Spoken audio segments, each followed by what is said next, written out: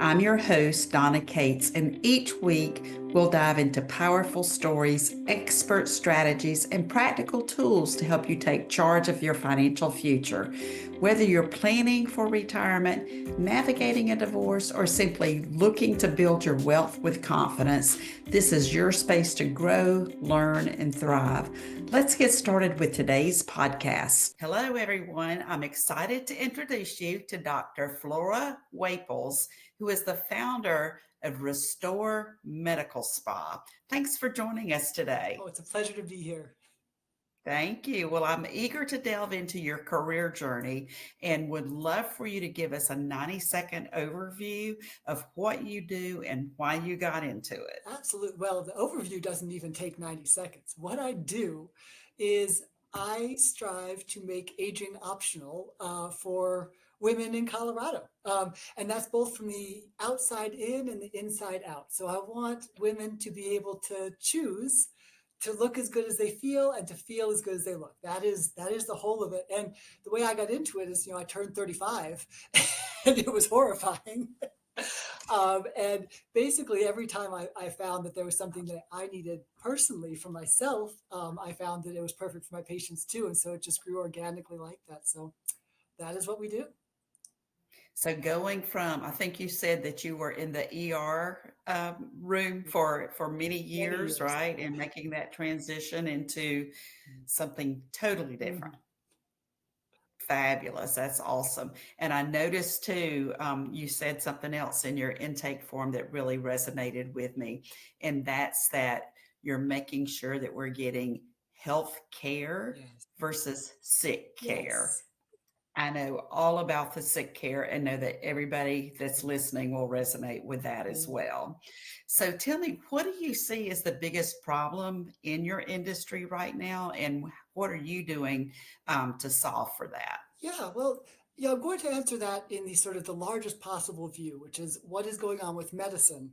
And then I'll kind of sort of scale back to the small piece of what I am doing. But the biggest problem that I see in medicine these days is medicine is entirely reactive. Right? Something horrible happens and you try to fix it. And then something horrible happens and you try to fix it. And you're kind of playing this whack-a-mole game with the body and you're always going to lose, right? When I was seeing my patients, every time I saw them, something bad was happening, and if I was lucky and got there fast enough, I could maybe stop that thing from getting worse, but I could never make them as good as they were before that thing had started. And that is a problem that just permeates medicine for a variety of reasons, but the biggest reason is that disease care was the crushing need of humanity in the early 1900s when modern medicine was really invented. We needed to be able to fix diseases. And we've done an incredible job of that, right? Modern medicine is miraculous in what it can do. But because we can now solve a lot of diseases, now we need to think about how are we going to live those years where we have been given lifespan, but have not yet been given health span. Right? So my philosophy, the way that I do both aesthetic medicine and wellness and functional medicine, because we do them both, because inside out, outside in, you got to do them both, is our goal is to treat before any problems arise. I don't want somebody to sort of gain weight and gain weight and gain weight slowly, gradually over 20 years. And now all of a sudden they have diabetes and heart disease. No, that's not the time to intervene. We should be intervening 20 years before when that first 5 pounds starts to hit like in perimenopause. That's when we intervene so that we stop the disease from ever happening. So I think the biggest problem in medicine is it's a reactive field where it should be a proactive field. And that's really what we try to do in our care here at Restore, both aesthetically and functionally. That is so awesome. So I'm curious to know how you're communicating to your community on the importance of being more proactive. What's that message look like, and how do you get people to wake up and not wait till they're sick? I would actually say that the communication to the community is not a problem. I think that people know this. I think that people know it both instinctively and they also just see it in their bodies. And I think that every person who is, at the age of 30 and above knows that there are things that are declining, both aesthetically and functionally, that their bodies have kind of peaked, and now we're kind of doing this, right? And I think that everyone wants to be able to stop that, just to pause it right up here and just stay there. So communicating the message that it is easier to prevent than it is to repair It's so easy. Everyone knows, I think the communicating that we can prevent, that's the trick. I think a lot of people don't realize that the state of the art of medicine has moved forward. We can prevent a tremendous amount of aging. We can prevent a tremendous amount of illness. We can prevent so many things that most people don't have access to, because for insurance medical care has to be disease based. When you're in an insurance model, insurance will only reimburse you for treating a disease, and every disease has these little codes, right? You have to put these codes in on the insurance form. What disease was I treating today? What disease was I treating today? You can't get reimbursed in the insurance model for preventing a disease, making it never happen. So I think that the message is out there. I think that people just need to know that there are doctors, there are practices that can absolutely prevent, I would say, 75% of the suffering that goes with aging, easily. You just got to find them. Wow. And I will tell you, as someone who's lived with type 1 diabetes Mm, for many years and then other mm, autoimmune diseases because of having that one, um, I, I can totally relate to how being proactive is so important. mm, I just, I know that the insurance is the key, is that if I have to seek out somebody that can proactively help mm, me and I know intellectually that that's what I need to do, mm, but it's hitting the pocketbook because now I'm not getting that insurance deduction or whatever. yeah, So that seems to be a kind of, how do we get people past that hurdle so that they understand that they're likely, by being proactive, saving themselves tons of money and their health down the road, yeah. right? That is very tough. And the best answer that I have been able to come up with is, if people like me who are outside of the insurance framework, which has, like, it makes it so I can't treat everybody. And that's true. And I wish it was not that way. But if I do a good enough job, and if I show enough people, hey, this is the type of thing that we're capable of doing, and these are the outcomes that we're capable of having, and that message percolates into the broader medical community, maybe other people can pick it up, and maybe we can change. Maybe we could show insurance companies like, hey, it costs a lot less to have a whole bunch of healthy people, that it does to have a whole bunch of sick people. But yeah, that is a tough nut to crack. That one. There's a lot of Yeah. entrenched stuff there. Yeah. And we probably don't even need to go down the rabbit hole of big pharma. Oh, good So Lord. Let's not. that would be a whole nother segment for sure. Yeah, So tell me a little bit about what makes you unique in the way that you're helping others. absolutely. I think that I think that what makes us, I was about to say the most unique, but my husband would have a heart attack. The most unique is not grammatically correct. He hates that. Oh, But I think what makes us unique is our ability to tackle aging both from the outside and the inside. I think there's a lot of really amazing aesthetics practices that do beautiful, beautiful work. But the goal should never be to drape beautiful skin on a sick body, right? That's not the goal.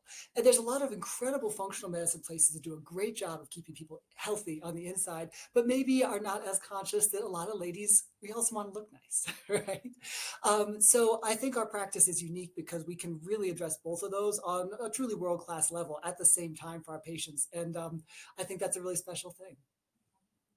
that is a gift for Mm. sure. And where do you see the industry going over the next 5 to 10 Absolutely, years? Are you absolutely. hopeful that we're seeing a transition? I What I see from my vantage point in both the wellness and aesthetic communities is a move towards more and more regenerative medicine. So in the old days, we had old days are 15 years ago in this industry, but in the old days, we had our toxins, right? We could paralyze muscles. We had fillers. We could replace volume, but all those things, none of those things are native to the body. We know that with things like your PRP and stem cells and regenerative peptides and things like this, the body has the ability to heal. The body has the ability to regenerate. We're just trying to find those switches to turn those functions on. And as time goes on, over the last 10 years, it's been an amazing time to be in this field, because people keep chipping away at that problem and figuring out ways that we can use regenerative medicine. So instead of doing a big laser and a person's red for 2 months and all of that kind of stuff, instead we can just put sort of a topical on the skin that tells the skin, hey, regenerate. Let's see you get to work. Let's get those cells going. Let's regenerate. And so you can have regeneration without having to wound, regeneration without having to have foreign substances in the body. So where I see the field going is the field of regenerative medicine and aesthetics just merging more and more, to the point where we can just say to someone, okay, Where are all the problem spots in your body? Okay, let's regenerate those. And doing that without side effects, without downtime. That's the goal. 20 years, that's the goal. That sounds so Yeah. fascinating and exciting at the same time. That's It's cool. awesome. It's really exciting medicine. I'll tell you, every time I go to one of these big conferences, I'm just sitting in the audience. I'm just like, this is so great. You know? Wow. Yeah. And you're right there on the cutting edge of it all. That's awesome. So I'd like to ask a personal question. Well, you can choose if it's personal or not, but share with me the biggest challenge that you faced thus far in life, whether it's personal or professional, and how's that helped Sure. how you're doing business today Sure. or shaped how you're doing business today? Um, that's a good question. That's a very good question. You know, the I think the biggest challenges are almost always personal. I think that's just how humans are built, right? I'll tell you this story, which is this. It was a moment, but it encapsulates a whole period. Which is I was working in the ER. I just had my kids. My oldest daughter I think was like 5. My son was maybe 3 or 4. And I was working in medicine. We sometimes work these very very long shifts. I was working 72-hour shifts, which were pretty punishing, and probably not the safest thing, but that's the way the hospital was doing it. Because I'll tell you, at 71, you're not your best. But I was Mm-mm. working 72-hour shifts, and I came home from one of these shifts, and I was tucking my daughter in, and she was like, "Mama, when I grow up, do I have to be a doctor?" Because my husband and I are both physicians, and so she had this. That was all she really knew. And I was like, "No, baby, you can be whatever you want." And she says, "Well, good, because I don't want to be a doctor." And I was like, "Okay, totally fine. Tell me more about that. Tell me why you don't want to be a doctor." And she says, "I don't want my kids to be sad all the time." And I was like, okay.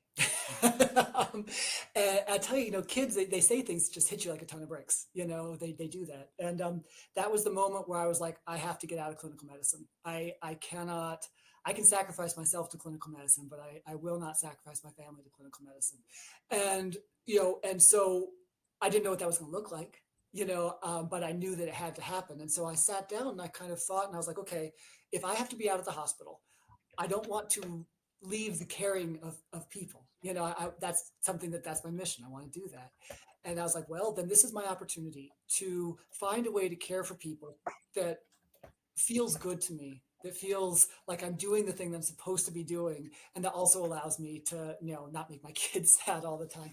And that's how I came to regenerative medicine. Because in the hospital, so often we have these cases where we're like, oh, if we just gotten this person like 15 years earlier, 10 years earlier, 5 years earlier, none of this would be happening, but the system doesn't allow us to do the things we want to do. And so, that challenge brought me to a place where I can now practice medicine in a way that I think is much more fulfilling to me, better for my patients, and better for my family as well. Because since we're doing everything ahead of time, there's no emergencies, and so I don't need to be on call. So it's yeah, I think that's probably what I would say is the biggest one. That is so awesome. And to know that you were impacted so strongly by your daughter and how she was experiencing life, Yeah. that's really telling. So, and I'm sure she will be thanking you forever for hearing her Well, I don't young know if mom home voice. more is necessarily better, but we'll see. All right. Well, tell me, if you could have lunch with one person, living or deceased, who would that be and why? That is such a great question. Such a great question. And it's tough because so many of my heroes I think would not be great lunch companions. Like there's a lot of people who are amazing individuals where you wouldn't necessarily want to have a sandwich with them. But yeah, I think if I could choose one thing, I would pick my great grandmother. I never met her, or well, that's not. I met her, but I was a baby. I don't remember meeting her. She was a lady who, in the late 1800s, moved from Kansas to Montana. My family lived in a ranching town. They homesteaded in a ranching town in Montana. And during the Great Depression, she opened up her own business. She had a little sort of roadside stand, and she it was sort of a hardware store combination, restaurant combination. It was just this sort of business that she ran in our little town of 2,000 people. And she single-handedly supported not just her own family, but several, people in her extended family who in the Depression, of course, fell on hard times during the Depression. And, my grandpa used to talk about her and he said she was the most amazing, person. And I would love to hear just how different it was for a woman trying to kind of forge her own path in that time, in that place. Just what that must have been like. I would love to hear that story. I would love to hear that story. Oh, Yeah. wow. Yeah, I would love to hear that story too, She's and a tough and lady. especially during that time, when it was, yeah, the women weren't supposed to be out there doing Yeah. those kinds of Yeah. things. So that's amazing. All right, so I've got one other question I want to ask you, and that's, are you practicing or calling yourself a functional medicine doctor at this point? Yeah. How do you refer to yourself? That's tough because the field is growing beyond the bounds of the labels that we have. I Okay. don't think I would call myself a functional medicine doc. I think I would call myself an anti-aging doctor. And that's not something that really exists yet, but I think that's where we're going. And that's what I want to do. I don't want to treat disease. I want to promote vitality. And so I would say I'm an anti-aging physician. Wow, that sounds awesome. Yeah. Cool, cool. I love that you're paving the way and making that happen. So I know you have several different offices. Are you just in Colorado or? Right now we're just in Colorado. We have 3 locations now in Boulder and Denver. We're opening up our fourth down the south part of Denver. And the plan is, I really believe in what we do. And I believe that it needs to be in the world. And so my goal, and we'll see if I get there, but my goal is 8 or 9 locations in Colorado, and then we expand, because I think I can make people's lives better, and that's really what I want to do. So, yep. That sounds awesome. That sounds great. So what's the best way for people to contact you if they would like to work with you or learn more about what you do? Absolutely. So if somebody is interested in just in our services and the type of medicine we do, I would say, go to www.restoremedicalspa.com. It's RESTOR, no E, because we're very, very hip people and we don't use the E. And from there, you can learn about us, you can book a consult, you can do all of those things.